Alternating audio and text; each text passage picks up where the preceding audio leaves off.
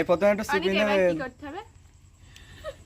তারপর আবার একটা ভাঁজ দেবেন, এর ভিতরে দিয়ে দেবেন, এর তলারটা থেকে এইভাবে দিয়ে দিবেন, বুঝতে পেরেছেন? এরা তো কিছু ভাবতেছে না। তারপরে এরকম করে দেবেন, ধরিয়ে এটা টান দেবেন, এটা আস্তে আস্তে টান দেবেন, আপনার ঘূর্ণিপাক হয়ে গেল।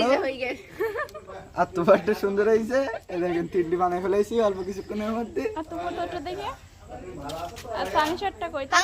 আমি এটা বানাইছি। মিথ্যে কথা না আমি সানশাট শিখাই দাও। বলেন এর ভিতর থেকে কাঠটা সুন্দর হয়েছে? কার্টুন আমারটা।